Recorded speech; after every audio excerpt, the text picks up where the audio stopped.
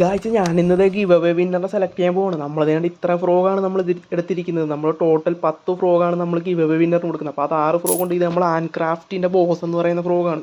പിന്നെ നമ്മൾ പുതിയതായിട്ട് ഇറങ്ങിയ ഡോക്ടർ കമ്പനി എന്ന് പറഞ്ഞൊരു ഫ്രോഗാണ് ഇത്. ഇവരുടെ അടിപൊളി ഫ്രോഗാണ്, നല്ല 3D ലുക്കിലാണ് അവർ ഇറക്കിയിരിക്കുന്നത്. അപ്പോൾ ഇതൊക്കെ നമ്മൾ ഗിവ് അവേ വിന്നറിന് കൊടുക്കാൻ വേണ്ടിയുള്ളത്.